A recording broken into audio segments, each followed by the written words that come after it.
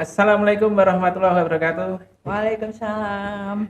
Kembali lagi bersama saya, Min Restu, dalam acara ngos-ngosan, ngobrol-ngobrol santai. Nah, pada kali ini saya kedatangan tamu istimewa ini. Tamu dari program studi profesi apoteker. Nah, kita langsung saja sambut Bu Dokter Apoteker Dian Arsanti Palupi, Magister Farmasi. Ya. Gimana Bu kabarnya Bu? Alhamdulillah sehat. Alhamdulillah Iya. sehat. Alhamdulillah. Nah, Bu Dian Arsanti ini sebagai Ketua Program Studi Profesi Apoteker Institut Teknologi Kesehatan Cendekia Utama Kudus. Oke. Iya. Saya ingin tanya-tanya ini Bu terkait dengan profesi apoteker ini Bu. Iya, Nah. apa ya? Oke. Kenapa toh Bu S1 farmasi itu harus lanjut ke profesi apoteker? Harus lanjut gitu ya, wajib ini. Wajib ya Bu ya? Iya, jadi sarjana farmasi dimanapun Anda berada, jangan berhenti ya sampai di S1 farmasi aja. Karena itu belum selesai. Kita harus lanjut ke profesi apoteker supaya kita menjadi tenaga farmasi yang profesional. Ya, tentunya setelah kita lulus apoteker ya, di samping kita mendapat ijazah, surat sumpah, juga kita mendapatkan sertifikat kompetensi dan surat tanda registrasi apoteker. Jadi pekerjaan kita itu semakin mantap di bidang kefarmasian. Kalau di S1 farmasi, di mana ya tempat kita? Kalau kita kerja di pelayanan kefarmasian, apotek, rumah sakit, dan dimanapun misalnya di industri juga, kemungkinan kita masih harus disupervisi lagi oleh apoteker dalam melakukan pekerjaan kefarmasian. Karena apa? Karena pendidikan kita itu belum legal sebagai penanggung jawab di pelayanan kesehatan kefarmasian. Jadi itu bedanya.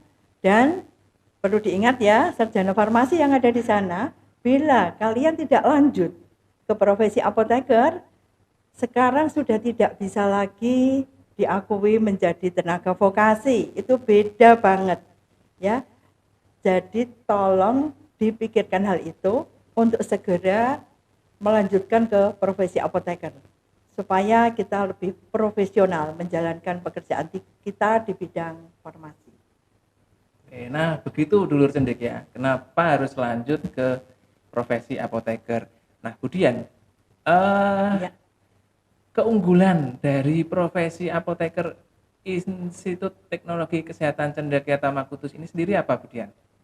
Untuk keunggulan profesi apoteker di ITK Cendekia Utama Kudus sudah tertuang di dalam visi ITK Cendekia Utama Kudus ya pada program PSPA-nya, yaitu unggul di bidang farmasi bahan alam, di mana kami akan memberikan suatu edukasi yang baik tentang bahan alam tersebut pada program profesi apoteker, baik itu mengenai peracikan, kemudian formulasi ya, dengan cara meningkatkan strategi penguatan produksi, penguatan pengetahuan tentang bahan alam dan teknologinya, juga penguatan di bidang marketing, terutama saat ini udah era globalisasi, udah ada digital marketing, di mana semua masyarakat di seluruh dunia mungkin ya,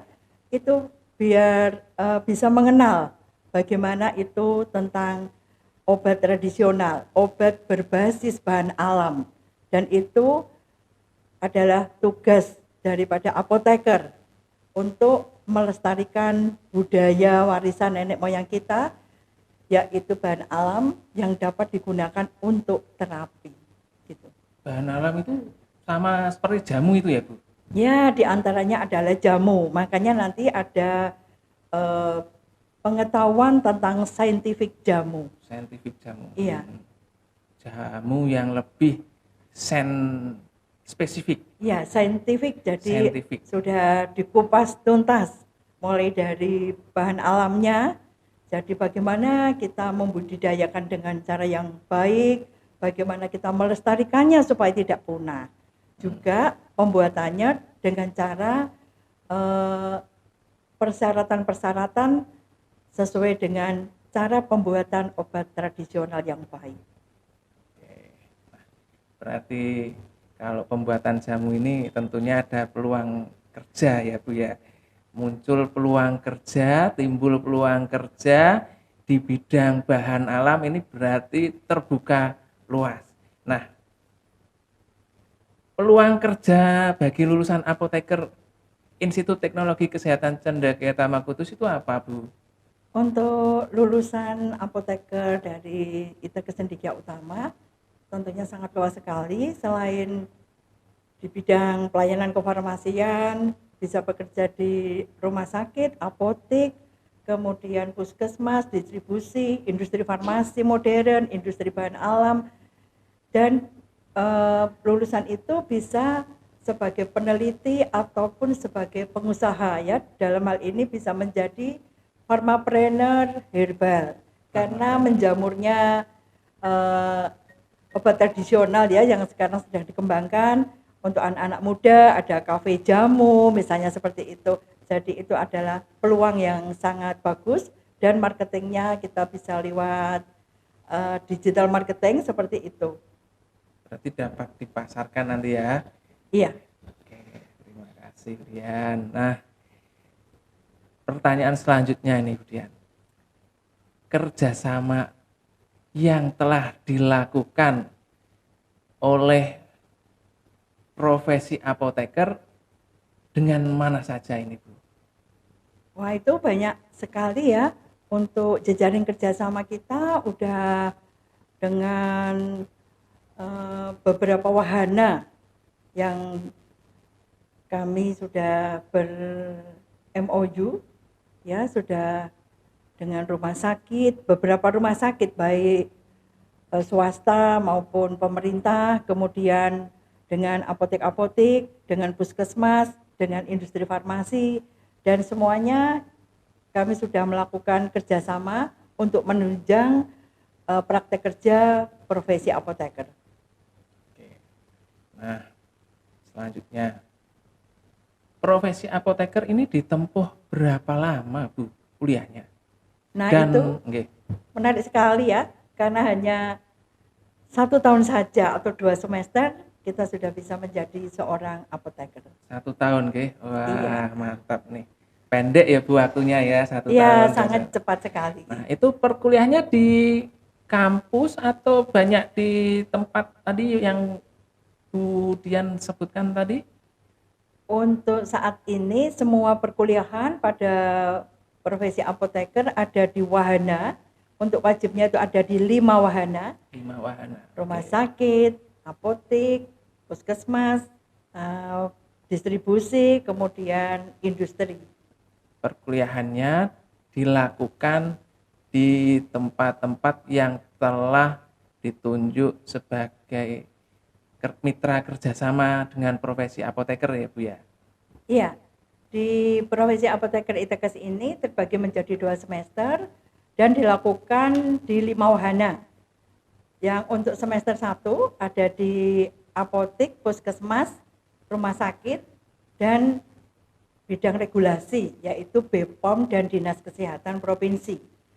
Setelah itu kita di semester 2 ada di industri obat modern dan industri obat tradisional, juga ada di distribusi PBF, pedagang besar farmasi. Begitu. Oke, mantap ini kerjasamanya sudah banyak. Nah, bagaimana cara mendaftar Bu sebagai mahasiswa profesi apoteker di Institut Teknologi Kesehatan Cendekiata Makutus dan syaratnya apa aja Bu?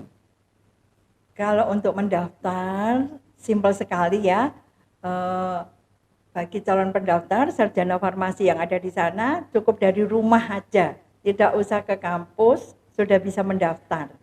Ya, juga biaya pendaftarannya sangat terjangkau ya, tinggal ditransfer saja, tidak usah datang. Untuk persyaratannya juga sangat simpel juga ini, hanya saja ijazah dan transkrip S1 farmasi. Berarti harus lulus ya Bu, misalkan kalau pakai surat keterangan lulus itu boleh enggak Bu? Sebaiknya ijazah dan transkrip. Oke. Ada tes apa Bu itu Bu, kalau mendaftar di profesi apoteker Institut Teknologi Kesehatan Cendekia Kudus Bu? Untuk tes ujian masuknya terdiri dari 2, yaitu CBT ya. Nanti ada soal-soal yang sebetulnya juga sudah bisa dipelajari ya, contoh-contohnya bisa sudah ada di mana saja. Nanti itu pakai komputer based test, kemudian dilanjutkan dengan ujian OSCE. Ya, ujian OSCE yaitu kita melakukan sesuatu atau ujian yang cenderung ke psikomotor, sehingga mahasiswa itu bisa dapat diterima atau layak diterima di profesi apoteker ITKES Cendekia Utama Kudus. Wah, mantap, ujian CBT di ITKES. Iya. Oke. Ini prosesnya dari ujian di CBT sama ke ujian OSCE itu dalam 1 hari atau beda hari, Bu? Nah, ini sangat istimewa sekali ya. Di sini tidak usah menunggu berhari-hari ya, hanya one day service sudah selesai. Mantap nih, one day service. Oke. Berarti kalau yang dari luar kota itu kan enggak perlu. Nanti datang lagi ujian CBT, besok lagi datang lagi, keluar biaya ya Bu ya. Cukup Ya. 1 hari ujian semua, pengumuman juga Bu. Besok pagi pengumuman. Oh, besok pagi Ya. pengumuman. Mantap ini. Oke.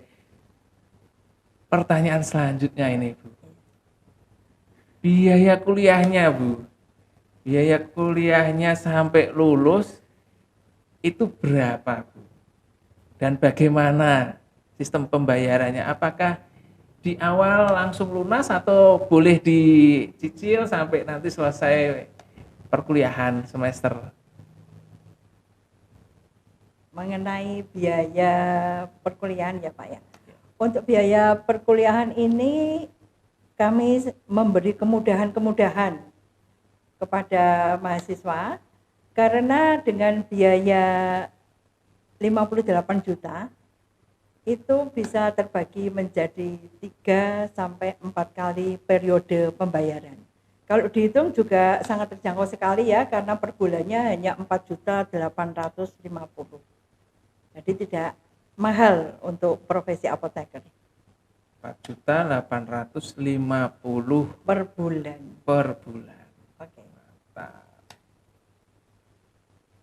Oke. Pertanyaan selanjutnya. Ternyata biayanya ringan loh, ringan, terjangkau, ya kan? Ada tarikan lagi enggak itu Bu? Atau itu udah global ya? Nah, untuk tarikan di luar UKT, tadi kan UKT ya? UKT-nya itu 58 juta, kalau mau ditotal. Untuk biaya di luar UKT tentu saja ada ya. Contohnya biaya yang bersifat nasional. Ya, karena kami tidak bisa menentukan itu berapa. Yaitu biaya tryout nasional, CBT nasional, dan OSCE nasional. Itu biaya yang ada di luar UKT. Tentunya juga biaya sumpah apoteker. Karena nanti biaya sumpah itu juga tergantung dari ini ya, apa yang diinginkan mahasiswa, misalnya kepengen di hotel atau apa, kan kita tidak bisa prediksi juga, tapi itu juga tidak mahal. Jadi santai saja, kalau mau berkuliah itu semuanya bisa diatur dan kami tidak akan mempersulit mahasiswa. Fleksibel ya Bu ya? Yes, fleksibel. Alhamdulillah, ini loh dulur cendekia, pembayarnya fleksibel, bisa diatur nih. Senang saya lihat dengernya ini. Oke. Sebagai penutup pertanyaan ini Bu, sebagai penutup pertanyaan, Bu Dian Arsanti, bagaimana supaya masyarakat itu tidak ragu memilih profesi apoteker Institut Teknologi Kesehatan Cendekia Utama Kudus, Bu Dian? Oke, untuk semua masyarakat ya, khususnya untuk sarjana farmasi yang ada di sana, jangan ragu lagi menentukan pilihan untuk menempuh profesi apoteker di ITK Cendekia Utama Kudus. Jangan ragu-ragu karena di sini sumber daya manusianya semuanya sudah berkualitas ya, berkompeten, juga ditunjang oleh sarana prasarana yang sangat memadai. Kami bekerja sama dengan pihak dalam negeri dan luar negeri juga. Jadi tidak usah ragu-ragu lagi, segera tentukan pilihan, segera daftar sekarang. Karena pendaftaran tidak pernah akan ditutup, setiap hari, kapan saja bisa mendaftar. Nah, itu dulur cendekia, jangan ragu-ragu memilih profesi apoteker Institut Teknologi Kesehatan Cendekia Utama Kudus. Oke? Berhubung pertanyaan saya sudah habis, berarti kita sudah di penghujung acara. Demikian ngos-ngosan kita, ngos-ngosan dari pertanyaan dari awal sampai akhir itu ngos-ngosan ya Bu ya. Iya. Langsung ini ya, Iya. kejar tayang gitu. Aduh, alhamdulillah ya Allah. Demikian dulur cendekia kegiatan kita hari ini. Nah, sampai ketemu lagi dengan narasumber lainnya di kemudian hari. Tunggu saja. Akhir kata, wassalamualaikum warahmatullahi wabarakatuh. Waalaikumsalam warahmatullahi wabarakatuh. Terima kasih.